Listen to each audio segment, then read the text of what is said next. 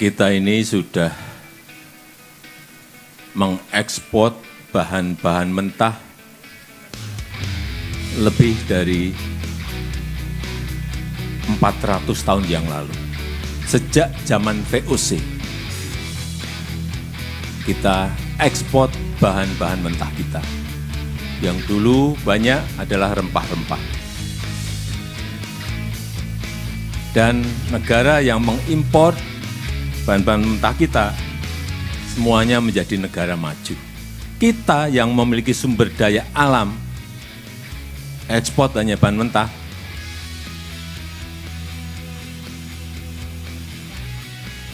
tidak bisa berkembang menjadi negara maju. Dan negara-negara maju betul-betul sudah kecanduan terhadap import bahan-bahan mentah kita. Sehingga saat kita ingin hilirisasi pasti diganggu. Pasti mereka tidak rela, pasti mereka tidak mau. Untungnya ada geopolitik global. Ada COVID. Ada resesi ekonomi. Sehingga negara-negara maju sibuk dengan masalah yang mereka miliki, sibuk dengan problem-problem, menyelesaikan problem-problem yang mereka miliki, dan melupakan kita. Nah, inilah kesempatan kita untuk membangun industri, untuk membangun smelter dari mineral-mineral yang kita miliki. Dan tidak ada yang mengganggu, meskipun saat kita 4 tahun yang lalu kita stop nikel, Uni Eropa membawa kita ke WTO. Tapi setelah itu nggak ada. Boksit kita stop, nggak ada yang komplain, nggak ada yang gugat. Tembaga kita stop, juga nggak ada yang menggugat kita. Karena memang mereka sibuk dengan masalah yang mereka hadapi. Oleh sebab itu, pembangunan smelter PT Borneo Alumina Indonesia ini, yang merupakan kerjasama antara PT Inalum dan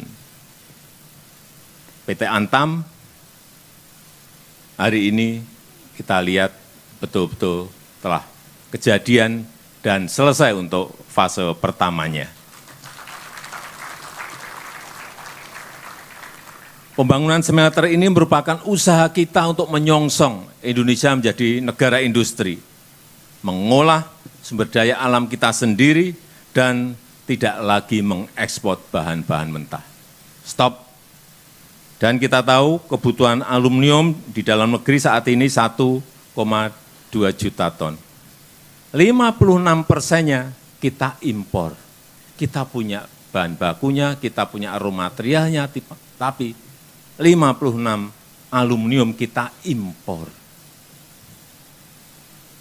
Oleh sebab itu, setelah ini selesai berproduksi, impor yang 56% ini bisa kita stop.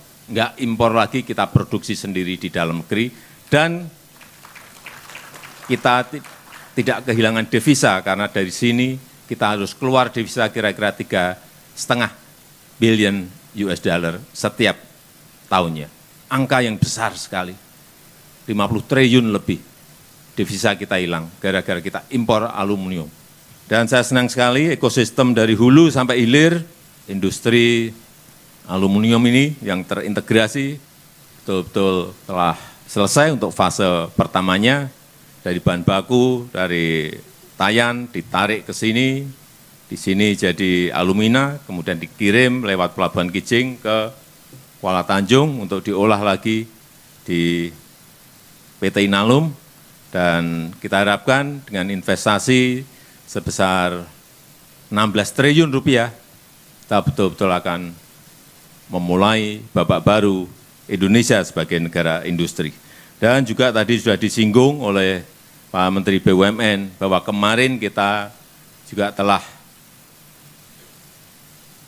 memulai untuk produksi tembaga, smelter tembaga di Sumbawa, PT Aman senilai 21 triliun. Kemudian yang kedua, sorenya kita juga membuka lagi yang PT Freeport dengan nilai investasi 56 triliun. Sekarang kita buka lagi untuk fase pertama dengan nilai investasi 16 triliun. Inilah perjuangan yang tidak mudah. Saya tahu di sini juga sempat terganggu, tapi dengan semangat dan visi yang kuat, hari ini bisa kita selesaikan. Dan ini akan merupakan jejak-jejak industrialisasi, dimulainya industrialisasi di negara kita Indonesia. Saya rasa itu yang ingin saya sampaikan, dan dengan mengucap bismillahirrahmanirrahim pada pagi hari ini, saya resmikan injeksi bauksit perdana smelter Grade Alumina Refinery PT Borneo Alumina Indonesia di Kabupaten Mempawah, Provinsi Kalimantan Barat. Terima kasih. Wassalamualaikum warahmatullahi wabarakatuh. Mohon berkenan mendampingi para Menteri Kabinet Indonesia Maju, para Direktur Utama dari MindID, Inalum, Antam, dan PT BAI, penjabat Gubernur Kalimantan Barat, dan penjabat Bupati Mempawah.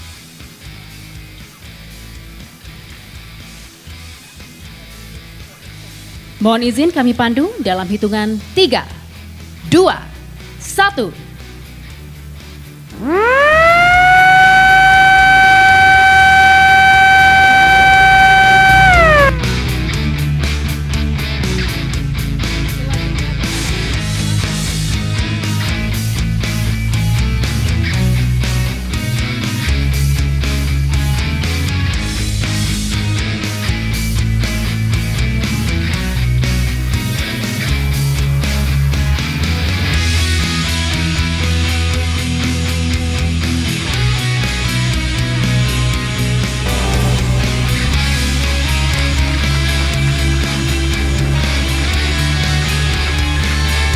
Dengan demikian, injeksi bauksit perdana smelter Grade Alumina Refinery di Provinsi Kalimantan Barat telah diresmikan oleh Presiden Republik Indonesia.